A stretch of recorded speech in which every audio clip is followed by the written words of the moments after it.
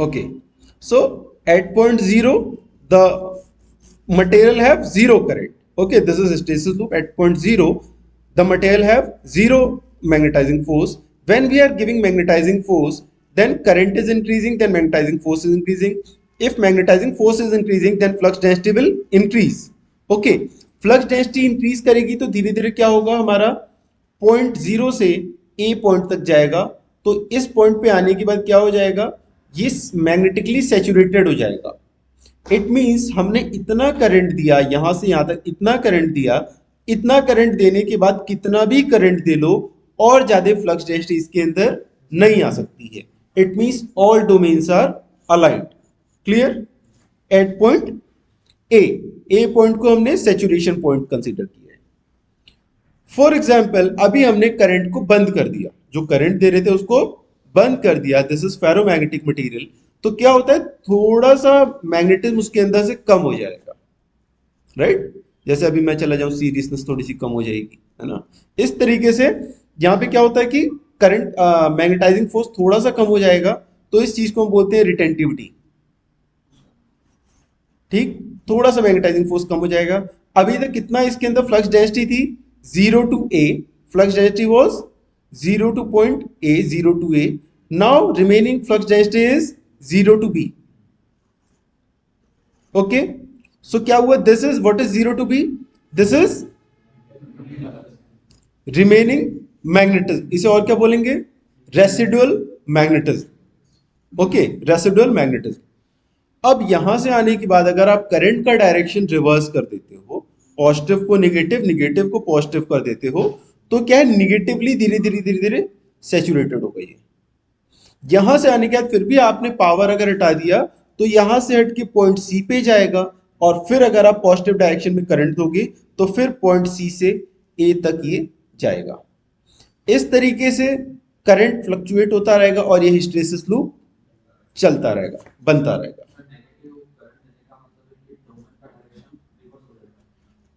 Reverse हो जाएगा, बराबर। ओके, अब ऐसा हम क्यों करते हैं, ऐसा इसलिए करते हैं, हमने मैग्नेटाइज कर दिया, इंस्पेक्शन कर लिया, फिर हमें करंट, रिवर्स करंट देके उसे डीमैग्नेटाइज करना होता है।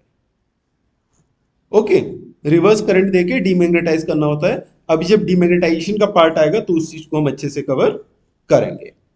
अभी इसके बाद एक वीडियो देखते हैं हम इसके ऊपर।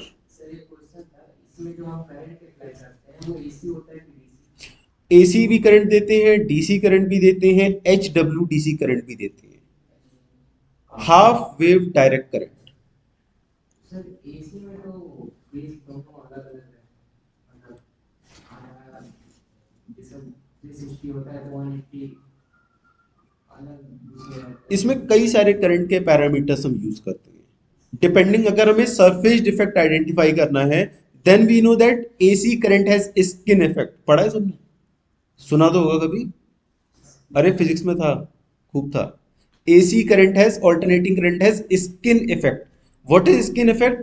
करंट की इंटेंसिटी सबसे ज्यादा कहां होती है, स्किन पे होती है, मींस आउटर लेयर पे होती है। कोई तार है, सबसे ज्यादा करंट उसके बिल्कुल अंदर नहीं होगा, सरफेस पे मैक्सिमम करंट होता है उसके। ओके, तो इसी तरीके से अगर हमें कोई सरफेस डिफेक्ट आइडेंटिफाई करना है तो हम एसी मोड में रख के इंस्पेक्शन करेंगे, और अगर हमें सब सरफेस डिफेक्ट को आइडेंटिफाई करना है तो उस केस में हम डीसी करंट पे रख के इंस्पेक्शन करते हैं। नॉर्मली हम लोग डीसी या फिर HWDC पे रख के सारे ही इंस्पेक्शन करते हैं, बिकॉज अगर सरफेस डिफेक्ट देखना होगा तो हम लोग क्या करेंगे, एलपीटी यूज करेंगे। Now you can see soft ferromagnetic material and hard ferromagnetic material. तो सॉफ्ट फेरोमैग्नेटिक मटेरियल क्या है, हमारा जो मटेरियल है उसके अंदर कार्बन का परसेंटेज अगर कम है तो वो हो जाता है सॉफ्ट फेरोमैग्नेटिक मटेरियल। इसका मतलब कम मैग्नेटाइजिंग फोर्स दिया, ध्यान से देखो यहां पे, कम मैग्नेटाइजिंग फोर्स देने पे ही ये मैग्नेटाइज हो गए, सैचुरेटेड हो गया है। ठीक है, और उसके बाद ही निगेटिव भी हमें कम देना पड़ेगा रिवर्स डायरेक्शन में ही, तभी भी डिमैग्नेटाइज हो जाएगा। सो this is soft ferromagnetic material. इसका एग्जांपल होता है ट्रांसफॉर्मर। रेडियो देखा है सबने, रेडियो में छोटा सा ट्रांसफार्मर होता है, जैसे हम ऑन करते हैं तो क्या होता है, वहां पे करंट पहुंचता है, बैटरी कितनी छोटी सी तो होती है, और उससे वो तुरंत ही मैग्नेटिज्म उसके अंदर इंड्यूस हो जाता है उस ट्रांसफार्मर के अंदर और वो सिग्नल्स कैच करने लगता है। ठीक। अब ये तो था सॉफ्ट फेरोमैग्नेटिक मटेरियल का एग्जांपल। हार्ड फेरोमैग्नेटिक मटेरियल क्या है? वो मटेरियल जिसके अंदर कार्बन का कंटेंट ज्यादा है। अब कार्बन का कंटेंट ज्यादा है, हार्ड फेरोमैग्नेटिक मटेरियल है, इसके अंदर हमें ज्यादा करंट देना पड़ेगा तब जाके ये मैग्नेटाइज होगा, और डीमैग्नेटाइज करने के लिए भी रिवर्स करंट में, रिवर्स डायरेक्शन में ज्यादा करंट देना पड़ेगा। इसका example permanent magnet. Permanent magnet होता है, उसे मैग्नेटाइज करने में ज्यादा टाइम लगता है और डीमैग्नेटाइज होने में भी अच्छा खासा समय उसमें जाता है। दोनों का एग्जांपल क्लियर हो गया है। हार्ड फेरोमैग्नेटिक मटेरियल का एग्जांपल है ट्रांसफार्मर, सॉफ्ट हार्ड का परमानेंट मैग्नेट, सॉफ्ट का transformer. Now ferromagnetic material. Ferromagnetic material में छोटे छोटे डोमेन्स होते हैं, एरियाज होते हैं, उन एरियाज को हम डोमेन्स बोलते हैं। और सारे फेरोमैग्नेटिक मटेरियल मैग्नेट नहीं होते, बट जितने भी मैग्नेट होते हैं वो सारे फेरोमैग्नेटिक मटेरियल होते हैं। और जब डोमेन्स परमानेंटली अलाइन हो जाए तो वो परमानेंट मैग्नेट है। If domains are permanently align then it is permanent magnet.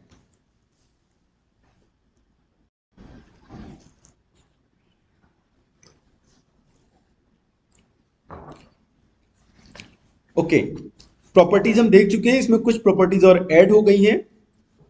तो पहली प्रॉपर्टी क्या है? They seek the path of least resistance between opposite magnetic pole in a single bar magnet as shown in the figure. They attempt to form close loop from pole to pole, वही है। Then they never cross each other, all have the same strength.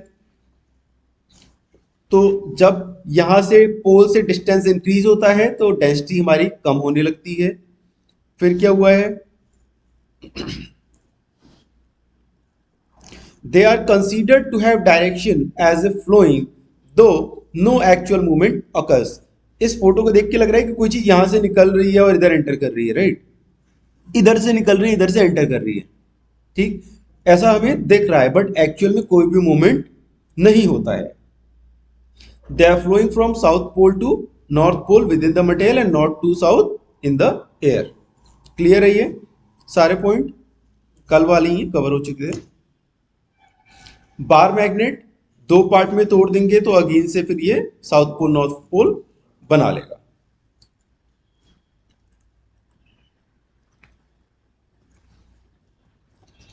This is our work piece.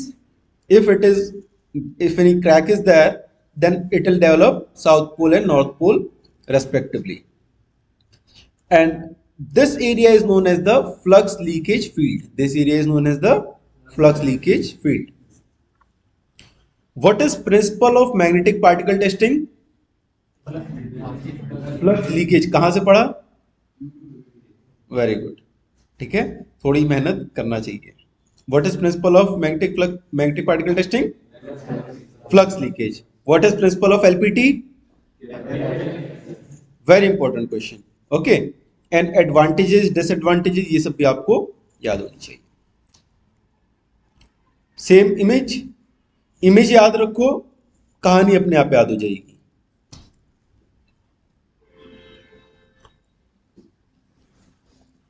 Basic steps याद है सबको? कल हमने कर लिए थे। और क्या इसमें इंपॉर्टेंट है कि हम दो डायरेक्शन में टेस्ट करेंगे। ठीक है, सो आप बताएं, what are the steps of MPI?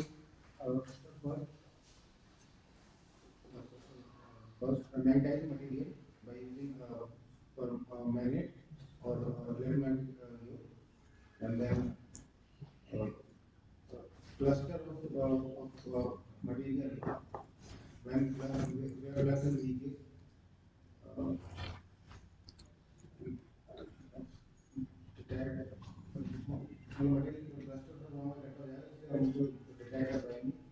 और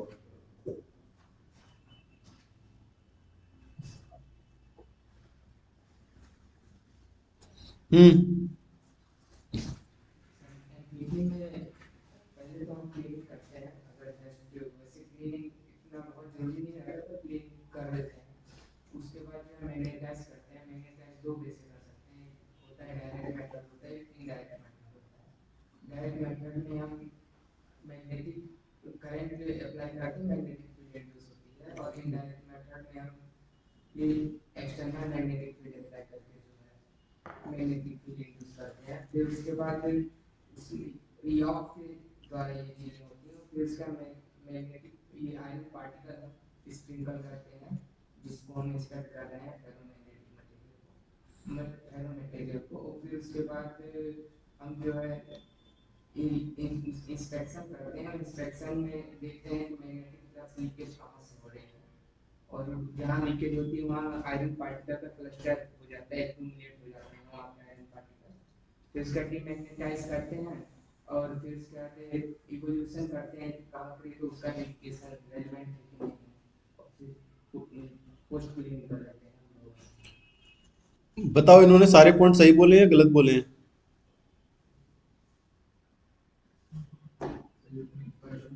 किसी ने ध्यान से सुना ही नहीं है। नहीं सुना ना ध्यान से? ध्यान से क्यों नहीं सुन रहे हो? If I am asking a question from anyone, then everyone have to listen it. वरना आप यहां आके अपना टाइम वेस्ट कर रहे हैं। Okay, sit down. देखो, जब ये क्वेश्चन पूछा जाए तो इसका बिल्कुल शॉर्ट और क्रिस्प आंसर देना होता है। कि सर स्टेप्स क्या है? सबसे पहले हम प्री क्लीनिंग करेंगे, उसके बाद मैग्नेटाइज करेंगे, मैग्नेटाइज करने के बाद आयरन पार्टिकल स्प्रिंकल करेंगे, आयरन पार्टिकल स्प्रिंकल करने के बाद इंडिकेशन अगर कहीं आएगा तो उसे हम रिकॉर्ड करेंगे। इंडिकेशन रिकॉर्ड करने के बाद फिर हम दूसरे डायरेक्शन में, परपेंडिकुलर डायरेक्शन में एग्जामिनेशन करेंगे। वहां पे जितने इंडिकेशन आएंगे उन इंडिकेशन को हम रिकॉर्ड करेंगे। रिकॉर्ड करने के बाद फिर हम डीमैग्नेटाइज करेंगे और फिर क्लीनिंग करेंगे। So this is the complete step of magnetic particle test. Clear हो गया? सर इसमें जैसे हम लिक्विड मेथड के अंदर फ्लोरोसेंट डाइपेनिटेट और विजिबल डाइपेनिटेट यूज करते हैं, इसमें भी करते हैं। इसमें जो हमारे पार्टिकल होते हैं वो फ्लोरोसेंट पार्टिकल भी होते हैं। ओके, तो जिसको हम चेक कर सकते हैं यूवी लाइट के अंदर। ठीक है, कंट्रास्ट यूज किया जाता है फॉर बेटर विजिबिलिटी। कंट्रास्ट भी यूज करती है इसमें। ठीक है, सर मैं पूछ रहा हूँ सर, क्यों ऑन करके मैग्नेटिक पार्टिकल स्प्रिंकल करना चाहिए, पहले मैग्नेटिक पार्टिकल स्प्रिंकल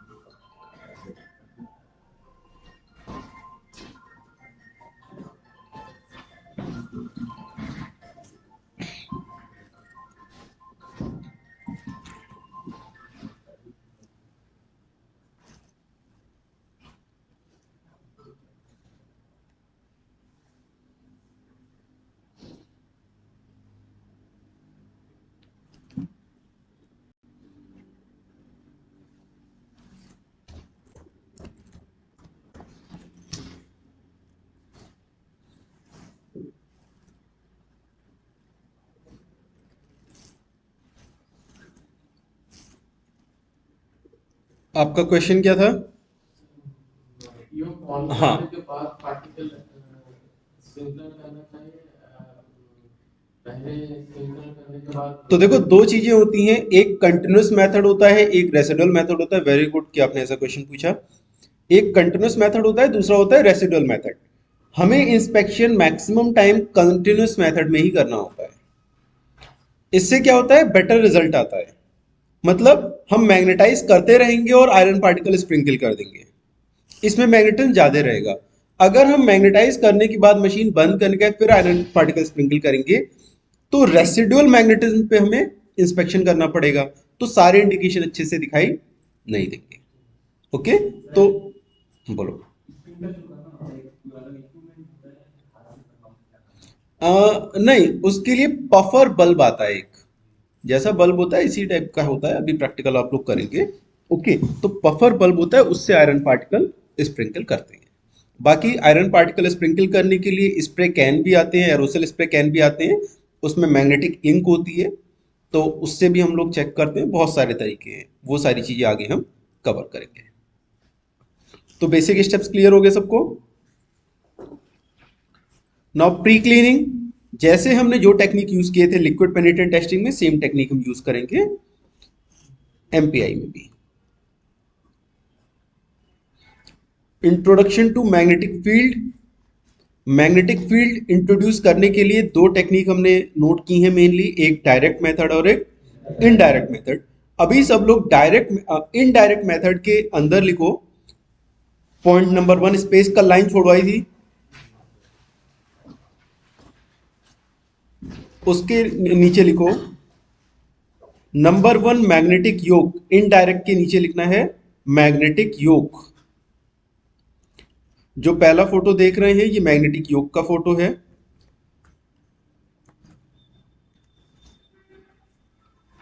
जो पहला फोटो हम देख रहे हैं ये मैग्नेटिक योक का फोटो है।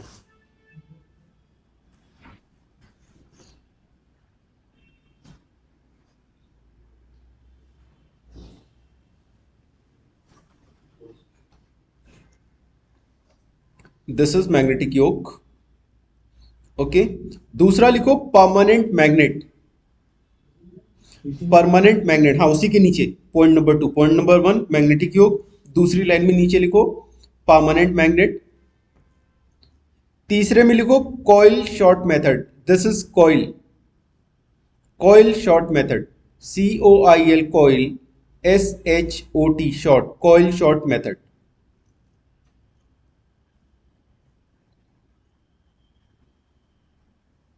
तीसरा लिखो सेंट्रल कंडक्टर,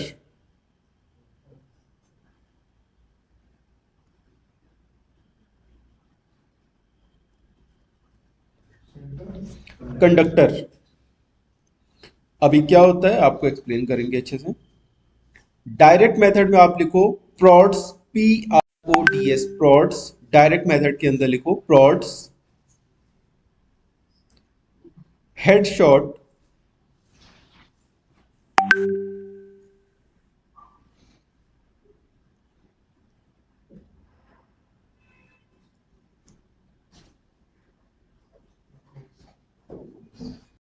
प्रॉड्स, हेड शॉट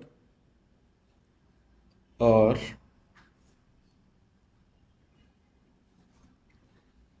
इसमें भी सेंट्रल कंडक्टर लिख लो।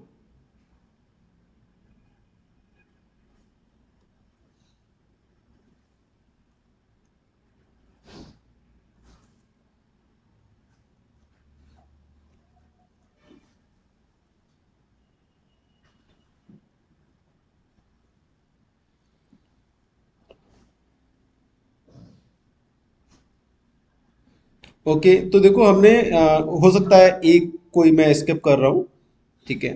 तो हमने इनडायरेक्ट मेथड में लिखा मैग्नेटिक योक, ठीक है। इसमें क्या होता है, लॉन्गिट्यूडनल फील्ड जनरेट करती है। परमानेंट मैग्नेट, इसमें भी लॉन्गिट्यूडनल फील्ड जनरेट होता है। तीसरा लिखा है सेंट्रल कंडक्टर।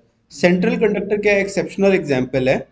अब पहले सेंट्रल कंडक्टर से पहले आपको मैं हेडशॉट मशीन एक्सप्लेन कर देता हूं। कॉइल शॉट भी लिखा है, अच्छा हाँ, तो कॉइल शॉट ये है, ये क्या है, ये कॉइल है, कॉइल के अंदर, इसके अंदर करंट फ्लो करता है। करंट कैसे फ्लो कर रहा है, इस डायरेक्शन में, इस तरीके से। तो जब इस डायरेक्शन में करंट फ्लो कर रहा है तो मैग्नेटिक फील्ड कैसे हो जाएगा, इस राउंड से सर्कुलर, ठीक। तो राउंड से सर्कुलर मतलब ये है, इस डायरेक्शन में मैग्नेटिक फील्ड है, तो इस तरीके से ट्रेवल करेगा हमारा मैग्नेटिक फील्ड। तो वर्कपीस जो रखा है, वर्कपीस में लॉन्गिट्यूडनल मैग्नेटिक फील्ड चला गया, वर्कपीस में लॉन्गिट्यूडनल मैग्नेटिक फील्ड चला गया। तो इसमें भी क्या आएगा, लॉन्गिट्यूडनल मैग्नेटिक फील्ड, ये ऊपर से इंसुलेटेड होता है तो वर्कपीस पे करंट इसमें नहीं आता है। ओके, ये ऊपर से इंसुलेटेड है कॉइल जो है, तो इसमें करंट नहीं आएगा वर्कपीस में। प्रॉड क्या कहते हैं अपना, परमानेंट योक में तो आएगा ही नहीं और मैग्नेटिक योक में भी नहीं आता है। जो सेंट्रल कंडक्टर है उसको हमने इनडायरेक्ट में क्यों लिखवाया है, क्योंकि सेंट्रल कंडक्टर क्या होता है, एक रॉड है कोई, ओके, कोई एक रॉड है,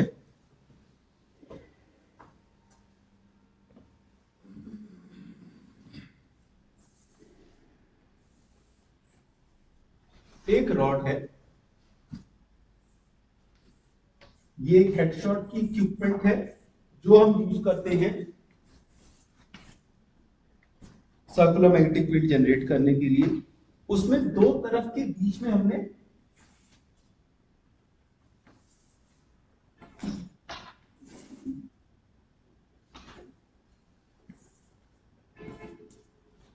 इस रॉड को बांध दिए है। जैसे लेथ देखा है, लेथ लेथ के बीच में हम बांध देते हैं, इस तरीके से बांध दिया है। तो एक तरफ से करंट जा रहा है, दूसरी तरफ से इस तरीके से करंट का मोशन हो रहा है। अब करंट इस तरीके से मोशन हो रहा है, दो चीजें हैं, या तो ये आप रॉड कॉपर की रॉड लगा दो और सीधे इस पे हैंग कर दो, तब तो ये आ गया हमारा डायरेक्ट मेथड में। दूसरा, इसे आप इंसुलेटेड कर दो, ये जो रॉड है इस रॉड को इंसुलेशन लगा दो, यहां से यहां के बीच में एंड छोड़ दो, उस पे क्या रहेगा करंट आने के लिए, और फिर इसके ऊपर आप वर्कपीस हैंग कर दो। तो अगर आपने इस पे इंसुलेशन करके हैंग किया है तो इसके अंदर करंट नहीं आएगा वर्कपीस के अंदर, बट जो मैग्नेटिज्म होगी वो सर्कुलर जनरेट होगी।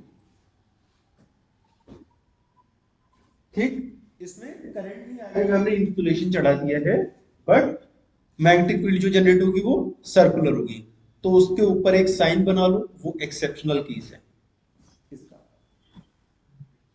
सेंट्रल कंडक्टर का एक्सेप्शनल केस है कि इसके ऊपर हम लोग इंसुलेशन लगा देते हैं। ठीक है, अब डायरेक्ट मेथड क्या है? डायरेक्ट मेथड में प्रोड्स आ जाते हैं। प्रोड्स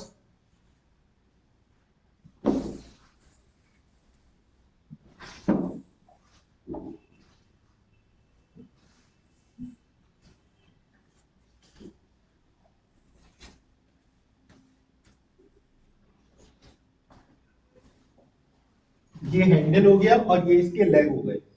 ठीक है, एक तार इसका जा रहा है, एक तार इसका जा रहा है, यहां एक हमारा पावर देने का यूनिट है। तो इसमें आप करंट, ये दोनों ही जब टच, एक टच किया कुछ नहीं होगा, जैसे दूसरा टच करोगे तो क्या होगा, स्पार्क निकलता है और वर्कपीस के अंदर डायरेक्ट करंट रहता है। इसको हम बोलते हैं प्रोड्स। ये सर्कुलर मैग्नेटिक फील्ड जनरेट करेगा।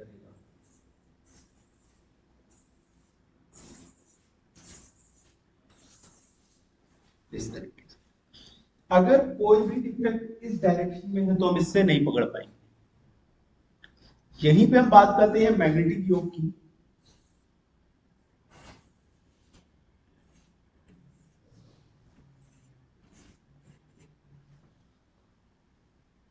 मैग्नेटिक योग कैसे करता है? लॉन्गिट्यूडनल मैग्नेटिक फील्ड जनरेट करेगा।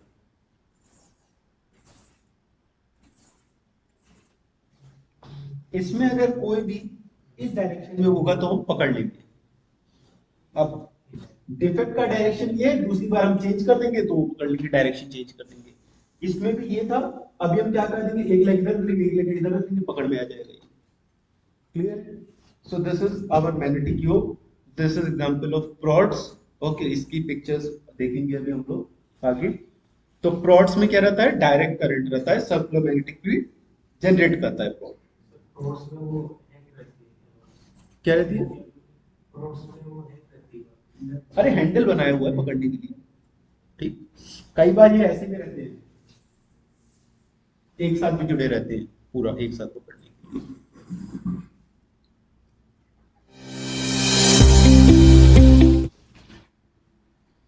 ओके, तो प्रोड्स और मैग्नेटिक योग ये क्लियर हो गया। फिर क्या था? हेडशॉट। हेडशॉट कैसा था हमारा? लेथ मशीन की तरह।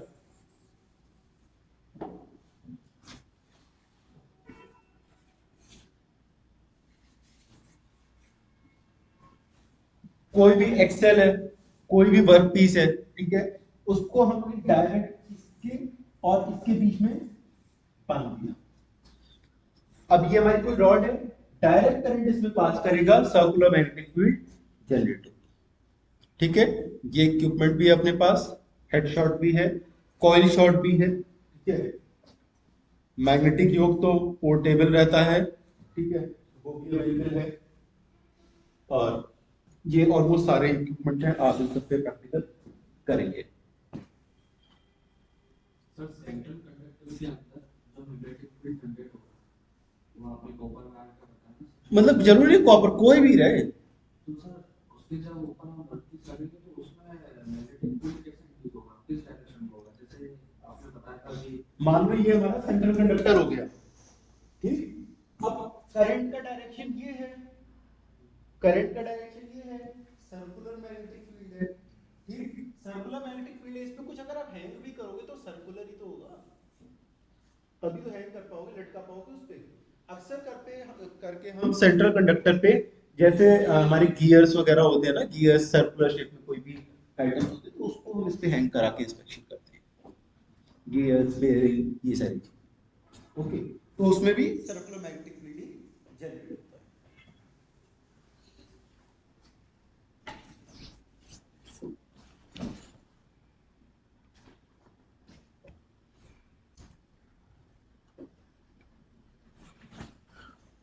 Now direction of magnetic field.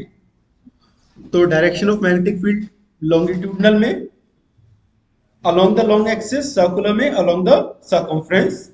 Longitudinal में क्या रहता है हमारा, नॉर्थ पोल और साउथ पोल रहता है, सर्कुलर में नो पोल्स।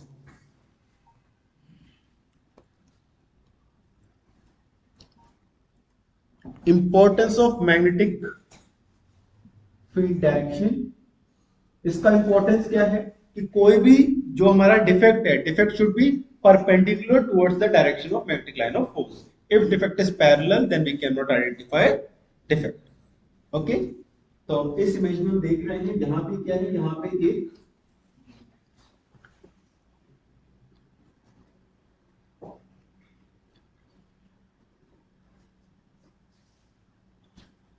यहां पे ना एक डिफेक्ट दिखाया गया है इस तरीके से, ठीक है। तो ये कैसे transverse defect, this defect is transverse defect, we can easily identify it. If a defect is parallel then we can not identify it. Okay,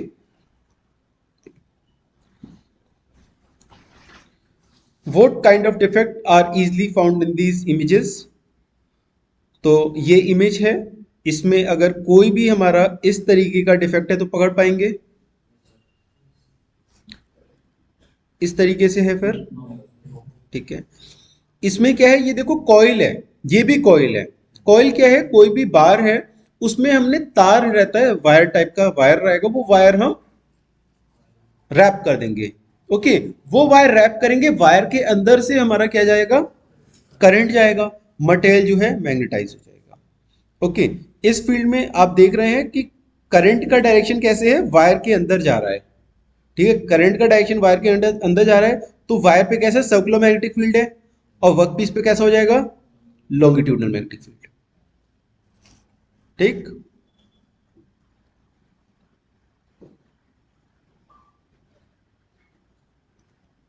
तो इस पे इस केस में हम longitudinal along the long axis of the part, अगर कोई भी defect है तो पकड़ सकते हैं, इस केस में कोई ट्रांसवर्स डिफेक्ट है तो पकड़ सकते हैं।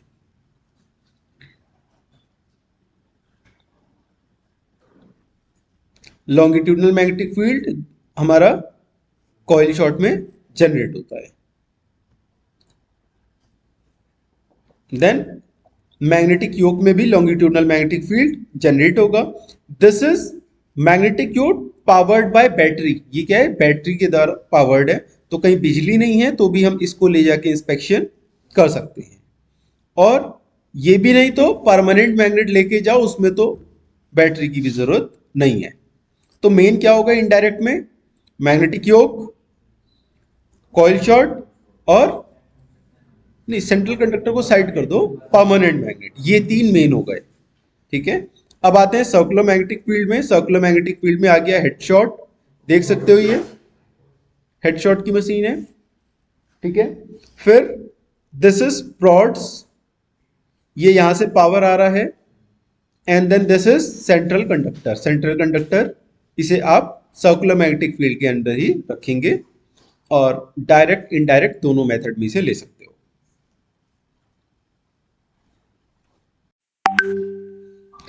एप्लीकेशन ऑफ मैग्नेटिक मीडिया, तो मैग्नेटिक मीडिया क्या है, मैग्नेटिक पार्टिकल्स।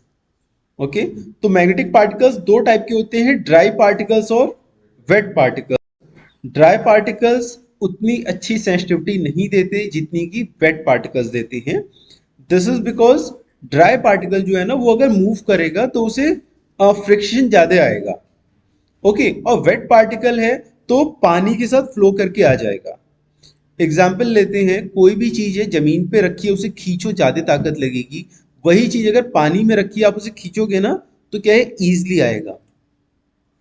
ठीक, अब उसका एग्जाम्पल लेना कि वो गीला हो जाए, गीला हो जाएगा तो उसका वेट बढ़ जाएगा, बट सिमिलर वेट की चीज है वो जमीन पे खींचोगे ज्यादा फ्रिक्शन आएगा, पानी में हल्के से खींच जाएगा। Okay,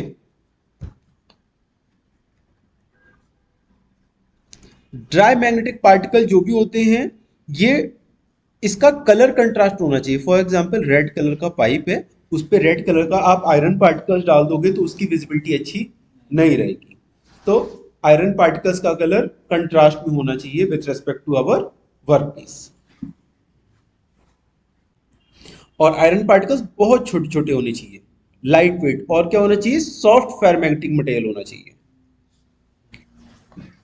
then wait magnetic particles, ये क्या होते हैं वेट मैग्नेटिक पार्टिकल्स, अक्सर करके हम सॉल्यूशन क्रिएट करते हैं, हमारे पास पाउडर फॉर्म में रखा रहता है, उसे वाटर के साथ मिक्स करते हैं और wet particle magnetic particle create करते हैं।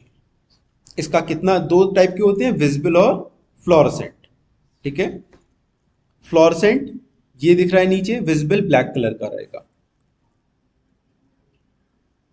आगे उसके बारे में कवर करेंगे अच्छे से।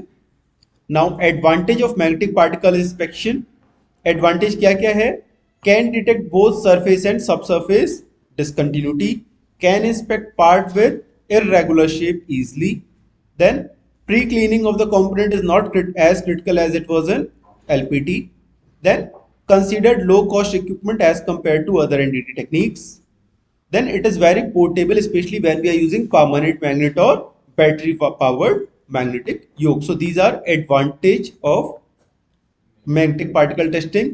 So one of you come here and take picture of this, कोई भी एक आके फोटो ले लो इसका, फिर बाद में नोट डाउन कर लेना, इंपॉर्टेंट है, याद करना रहेगा सबको। एक ले लो, बाकी सब शेयर कर देना ग्रुप में, आप लोग भी इनके ग्रुप में ज्वाइन हो जाना। ठीक है, हाँ।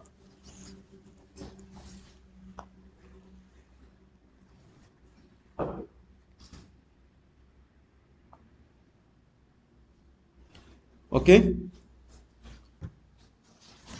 Next is limitation of MPI. What is limitation, limitation को और क्या बोलते हैं, डिसएडवांटेज। तो डिसएडवांटेज क्या है, can not inspect non ferrous material, non ferrous को हम इंस्पेक्ट नहीं कर सकते, और अगर लार्ज पार्ट का इंस्पेक्शन करना है तो उसमें पावर की रिक्वायरमेंट ज्यादा रहती है। अगर कहीं कोटिंग या पेंटिंग हो रखा है उसका इंस्पेक्शन करना है तो कोटिंग और पेंटिंग को पहले हटाना पड़ेगा। ओके, जिससे कि हमारी सेंसिटिविटी अच्छी आ सके। पोस्ट क्लीनिंग इसमें एंड पोस्ट डिमैग्नेटाइजेशन नेसेसरी होता है, बाद में क्लीन करना और डीमैग्नेटाइज। डीमैग्नेटाइज बाद में नहीं करेंगे तो क्या क्या दिक्कत आ सकती है,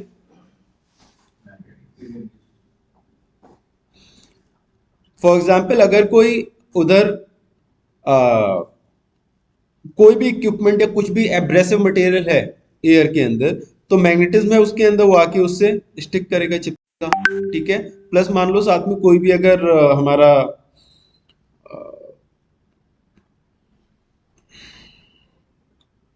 कोई भी ऐसा इक्विपमेंट है जो कि मेजर करता है किसी भी यूनिट को, मतलब वाटर प्रेशर मेजर करने वाली कोई भी, क्या होता है राउंड सा, गेज।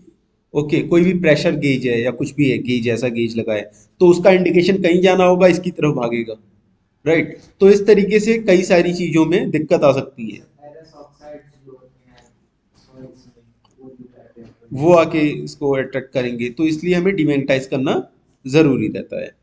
ओके, और क्या है इसमें, alignment of magnetic flux and defect is important, if alignment is not okay then we can not identify defect. So these are the limitations of MPI, आपको ये लिमिटेशंस याद करनी रहेगी।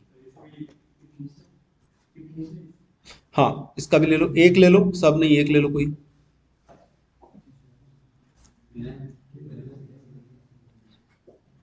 उतनी दूर से ही हो जाता है।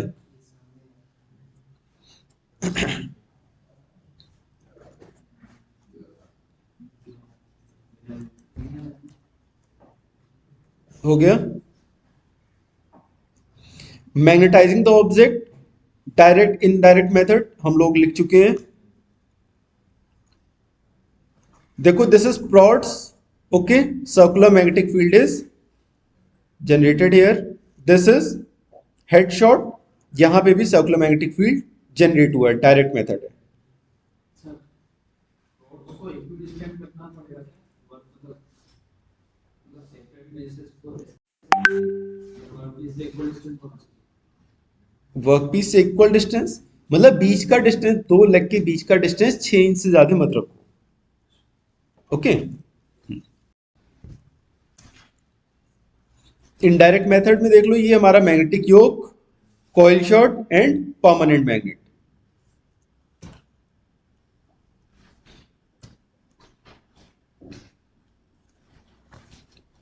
Permeability, retentivity and reluctance. So what is permeability? A property of material that describes the ease with which a magnetic flux is established in a component. कितनी आसानी से मैग्नेटिक फील्ड जनरेट हो जाता है एक कंपोनेंट के अंदर, उसको हम बोलते हैं permeability. Then reluctance, ability to accept or give up the magnetism. कितनी आसानी से मैग्नेटिज्म चढ़ेगा और उतर जाएगा, इस चीज को हम बोलते हैं रिलक्टेंस। रिटेंटिविटी, कितना मैग्नेटिज्म रिटेन करके रखा है, स्टोर करके रख सकते हैं, that is retentivity. Then soft iron में क्या क्या होता है, लो कार्बन, कार्बन कम होता है, परमिबिलिटी ज्यादा होती है और रिटेंटिविटी कम होती है। हार्ड आयरन में इसका अपोजिट है। अगेन इसका एक कोई पिक्चर क्लिक कर लो, नोट कर लेना, very important part. Sir permanent magnet में एफिशिएंसी कांस्टेंट है। नहीं, मतलब कम तो होगा, विद टाइम कम होगा, बट ऐसा नहीं कि जल्दी से ही कम हो जाएगा। ओके, ऑलमोस्ट हम ऐसा देखते हैं कि 1 साल बाद भी लगभग सेम कैपेसिटी रहती है, 2 साल बाद भी सेम कैपेसिटी रहती है, बट धीरे धीरे ग्रेजुअली तो कुछ तो इफेक्ट आएगा ही आएगा।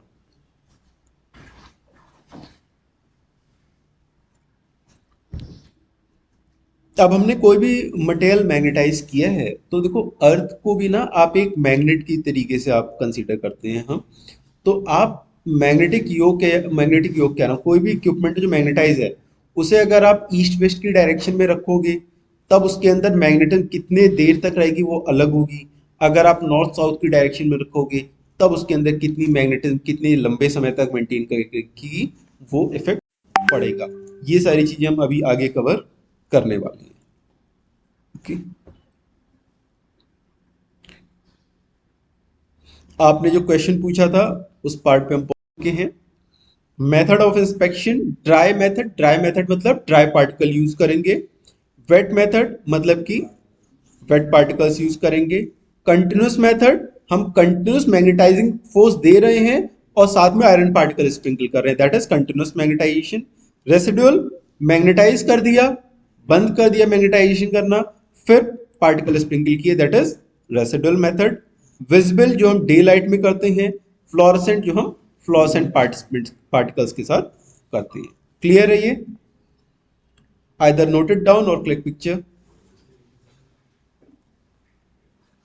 कॉपी पेस्ट सबको अच्छे से फेयर नोट्स अपने बनाने हैं।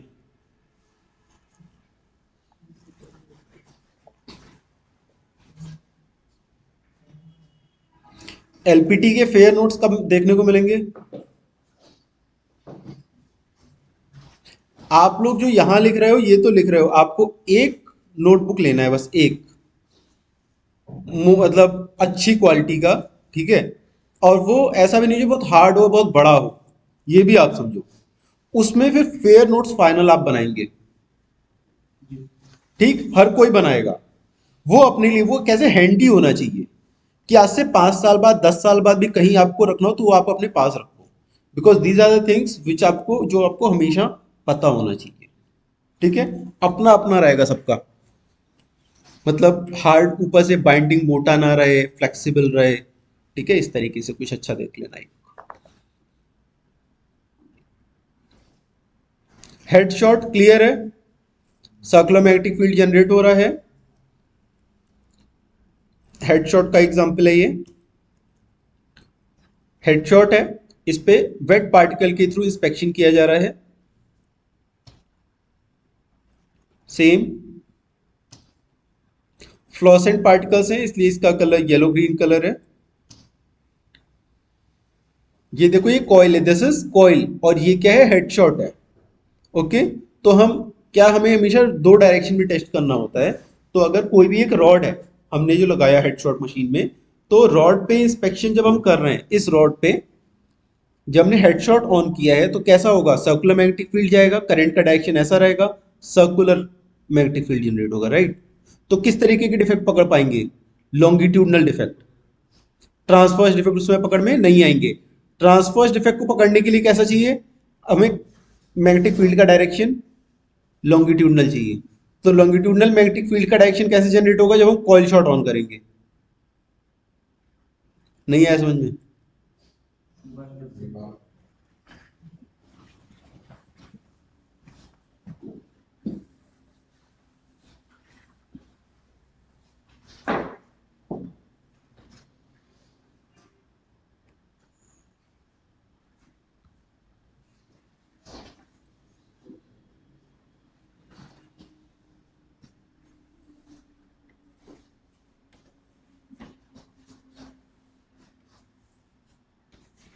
ये हमारा हेडशॉट मशीन का चक है, जिसके बीच में हमने एक रॉड लगाई है। इस रॉड का इंस्पेक्शन करना है। ये क्या है,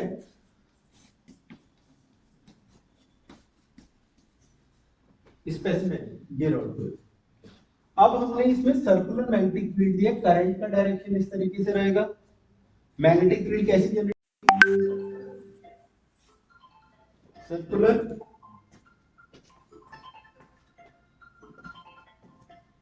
सर्कुलर मैग्नेटिक फील्ड जनरेट हुई है। कोई डिफेक्ट ऐसा है, कर पाएंगे डिफेक्ट को? नो सर, नहीं कर पाएंगे। तो क्या होता है, इसी मशीन में एक कॉइल शॉर्ट होता है, कॉइल लगा होता है बड़ा सा। तो इस कॉइल को हम इस तरीके से लेके जाते हैं। तो कॉइल है, कॉइल में कैसा है, कॉइल में करंट का डायरेक्शन इस तरीके से है, इसके अंदर मैग्नेटिक फील्ड ऐसा रहेगा। तो ऐसा रहेगा मैग्नेटिक फील्ड, मतलब वर्कपीस में लॉन्गिट्यूडनल मैग्नेटिक फील्ड जाएगा। जब लॉन्गिट्यूडनल मैग्नेटिक फील्ड में जाएगा, ये हमारा डिफेक्ट था, लॉन्गिट्यूडनल जाएगा, इस पे स्ट्राइक कर जाएगा, ये पकड़ लेंगे। क्लियर हुआ? या एक बार और? हाँ, आ गया? क्लियर है सबको? एक बार ये हमारा हेडशॉट मशीन है, इसके बीच में हमने एक कोई रॉड लगा दिया, इस रॉड का इंस्पेक्शन करना है, ठीक है। अब हेडशॉट में करंट का डायरेक्शन इस तरीके से रहेगा, करंट का डायरेक्शन इस डायरेक्शन में है। मैग्नेटिक फील्ड कैसी जनरेट होगी, सर्कुलर, ठीक। मैग्नेटिक फील्ड कैसी, circular, circular magnetic field generate हुई। कोई डिफेक्ट हमारा परपेंडिकुलर है, पकड़ में नहीं आएगा। परपेंडिकुलर है, हमने कॉइल शॉट लगा दिया,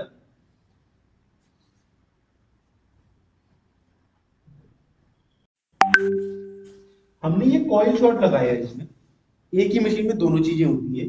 तो कॉइल में करंट का डायरेक्शन कॉइल की तरफ रहेगा इस तरीके से, तो मैग्नेटिक फील्ड का डायरेक्शन कैसे होगा, राइट हैंड थंब रूल की तरफ से इस तरीके से, इधर। तो इसके अंदर लॉन्गिट्यूडनल मैग्नेटिक फील्ड जनरेट हो जाता है, इस टेस्ट स्पेसिमेन के अंदर लॉन्गिट्यूडनल मैग्नेटिक फील्ड जनरेट होगा, ट्रांसवर्स इफेक्ट हम पकड़ लेंगे। क्लियर?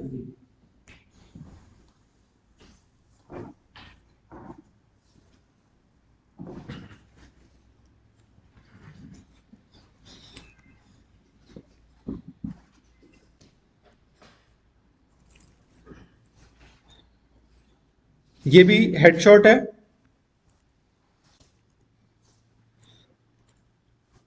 ये भी हमारा, इसमें भी कैसे है, हम हेडशॉट में क्या करें, करंट ही तो दे रहे हैं, तो इसमें भी हम दो तरफ से करंट दे देंगे, तो ये भी हमारा इंस्पेक्शन इस तरीके से भी हम कर सकते हैं। सर्कुलर मैग्नेटिक फील्ड इसमें जनरेट हो गया। देखो ए डिफेक्ट है और बी डिफेक्ट है, दिख रहा है आपको?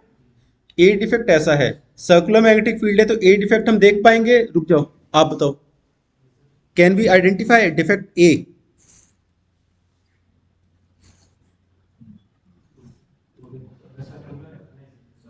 नहीं पकड़ पाएंगे, अब कोई बोलेगा नहीं।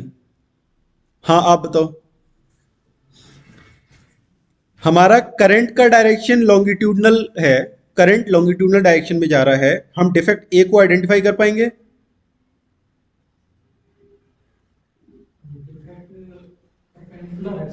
देखो ना, इसमें डिफेक्ट दिख रहा है ना, ये तो ए। जिसको नहीं दिख रहा पास में आ जाए। डिफेक्ट ए है, ये डिफेक्ट है।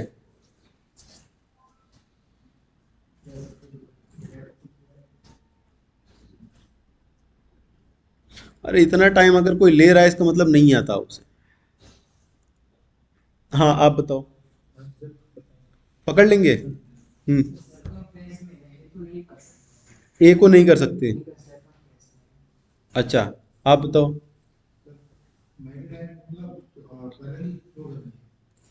मुझे नहीं पता, ये एक वर्कपीस है, यहां से करंट दे रहे हैं, करंट का डायरेक्शन लॉन्गिट्यूडनल है, अलोंग द लॉन्ग एक्सिस है करंट का डायरेक्शन।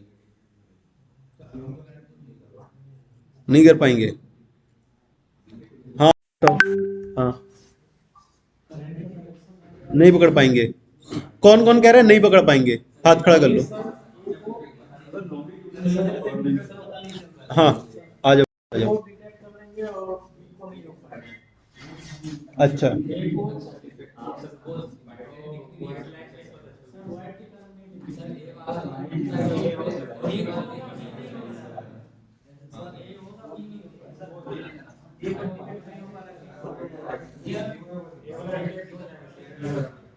ए डिफेक्ट को हम आइडेंटिफाई कर लेंगे।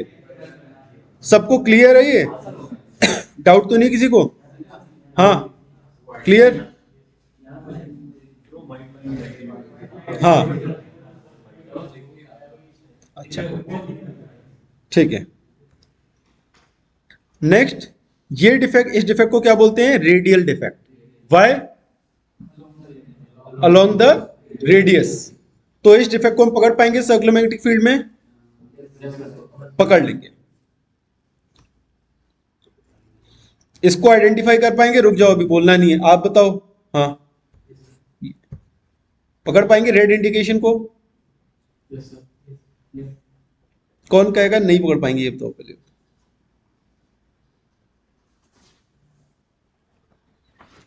पकड़ लेंगे सबके सब? क्यों? परपेंडिकुलर है अलोंग।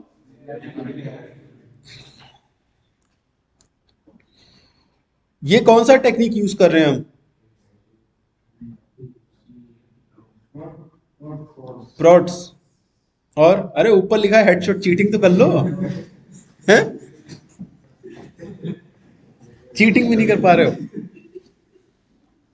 तो भाई कोई भी आइटम है जिसका इंस्पेक्शन करना है, वो अगर फेरोमैग्नेटिक मटेरियल है, दो तरफ से उसे हमने करंट दे दिया, एक तरफ से करंट जाएगा, डायरेक्शन एक तरफ रहेगा, सर्कुलर मैग्नेटिक फील्ड जनरेट होगी। ठीक है,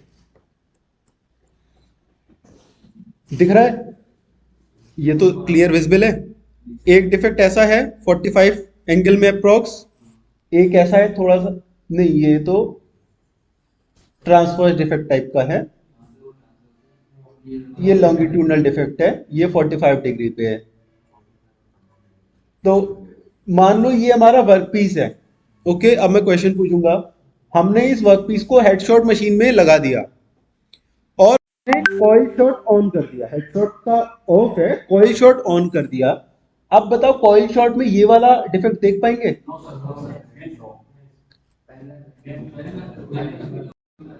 सबको क्लियर हो गया? आपको पूछ लिया करो। कौन समझाएगा आगे? ये सुलेमान कम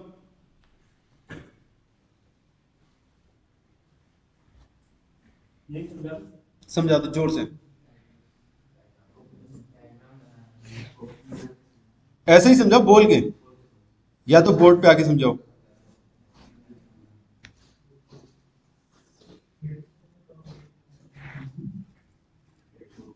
देखो इस तरीके से समझाना हो तो घर पे जाके भी समझा सकते हो। अरे पहले ही बता देते, आपको ये रिकॉर्डेड लेक्चर मिल जाएगा, उससे आप आराम से पढ़ लीजिएगा। ठीक, जहां नहीं समझ में आए वहीं पे रोक दो, 10 बार रोक दो, पीछे से जाके स्टार्ट करेंगे दोबारा। ठीक, रिकॉर्डेड लेक्चर मिल जाएगा, बाकी आप लोग की जिम्मेदारी है कि इनको तैयार करेंगे। क्लियर है? अभी देखो, बैक से नहीं समझ में आ रहा भूल जाओ, अभी से समझ में आ जाएगा, आगे का सब समझ में आएगा। अक्सर ये दिक्कत ना सबके साथ होती है, अगर हमने पीछे का कुछ भी छोड़ दिया होता है तो हमें लगता है आगे का हमें समझ में आएगा ही नहीं, हम पहले से इमेजिन कर लेते हैं। ठीक, इसमें ऐसा नहीं है। ठीक है, अभी आपको कल से बता रहा हूं, आगे का सबको समझ में आएगा।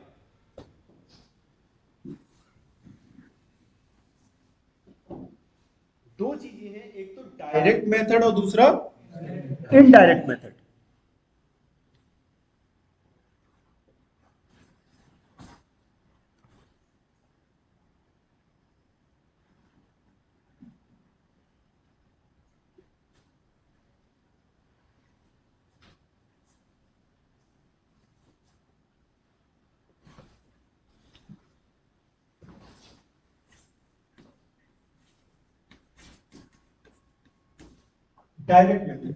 डायरेक्ट मेथड में क्या होता है, हमारा सर्कुलर मैग्नेटिक फील्ड जनरेट होता है। कैसा होता है?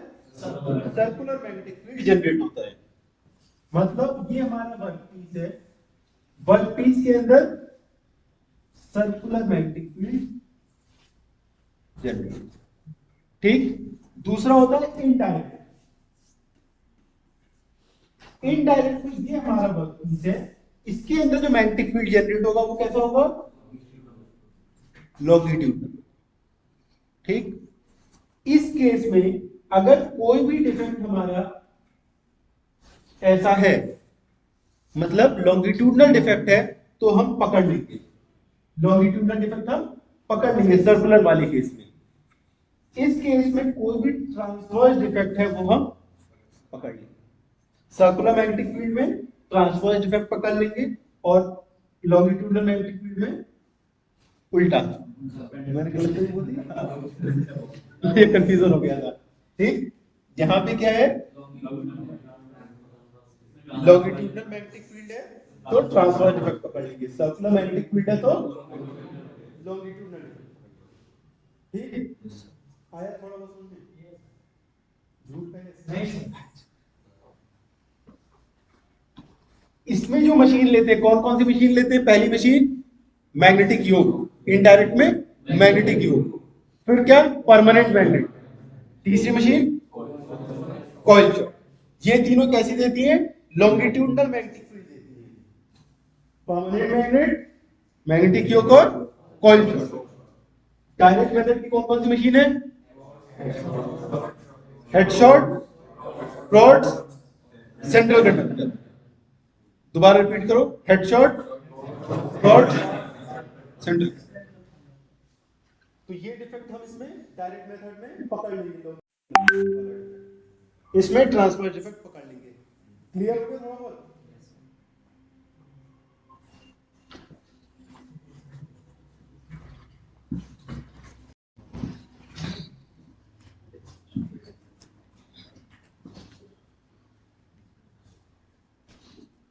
अब इसमें आंसर करेंगे आप लोग। आप बताओ। हाँ, ये हमारा वर्कपीस है, इसके अंदर करंट का डायरेक्शन लॉन्गिट्यूडनल है। करंट का डायरेक्शन लॉन्गिट्यूडनल है तो मैग्नेटिक फील्ड कैसी है? सर्कुलर है। मैग्नेटिक फील्ड सर्कुलर है तो ये जो पैरेलल में डिफेक्ट है, पकड़ पाएंगे इसे? नहीं पकड़ पाएंगे इसे। ठीक है, जो भी हमारा डिफेक्ट इस तरीके से रहेगा, परपेंडिकुलर रहेगा, उसे हम पकड़ लेंगे। परपेंडिकुलर किसके? मैग्नेटिक फील्ड के।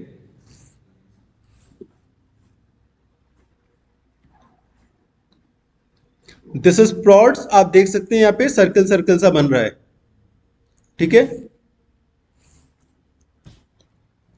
प्लॉट्स सर्कल सा बन रहा है। कोई भी इस तरीके का डिफेक्ट है नहीं पकड़ पाएंगे, कोई भी लॉन्गिट्यूडनल डिफेक्ट है तो वो पकड़ लेंगे।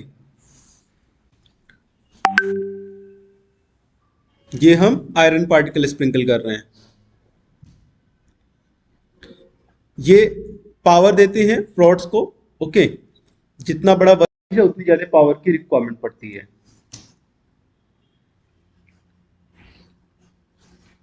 ये इस पे कंट्रास्ट लगा के मैग्नेटिक इंक के थ्रू इंस्पेक्शन कर रहे होंगे, इसलिए व्हाइट कलर का आपको पार्टिकल दिख रहा है। पहले हम व्हाइट कलर का कंट्रास्ट लगा देते हैं, फिर उसके ऊपर मैग्नेटिक इंक स्प्रेड करते हैं जिससे कि हमें इंडिकेशंस विजिबल होते हैं। ये यहाँ पे लॉन्गिट्यूडनल क्रैक है, पास से दिखेगा शायद आप लोग को, वहां से नहीं दिख रहा होगा, लॉन्गिट्यूडनल क्रैक है। तो इसमें कैसी है, सर्कुलर मैग्नेटिक फील्ड है, लॉन्गिट्यूडनल क्रैक है तो दिख जाएगा, इन दोनों लेग के बीच में ये है, ये देखो क्रैक है। ओके,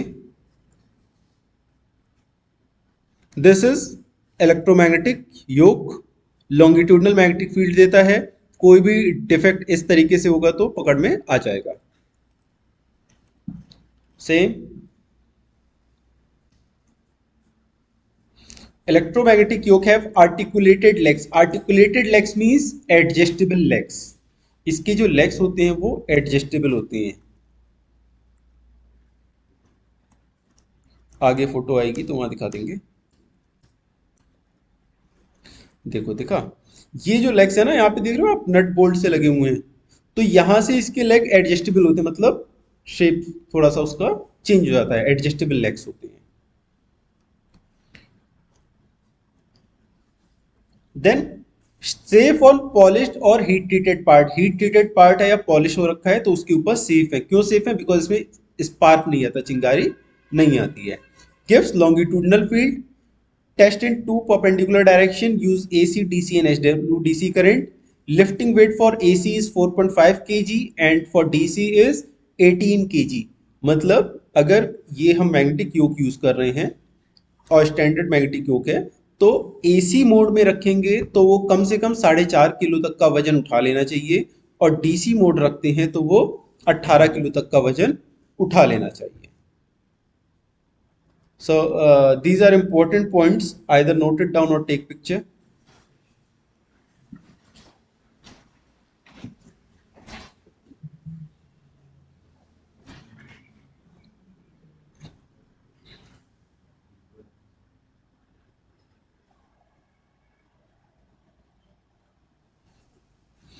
कल से आप आगे बैठेंगे, ठीक है, और इधर, ओके।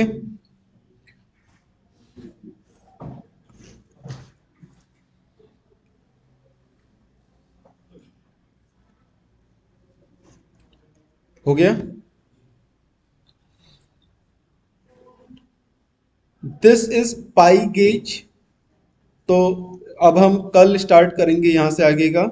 अभी तक के लिए, आज के लिए इतना काफी है इलेक्ट्रोमैग्नेटिक योग तक।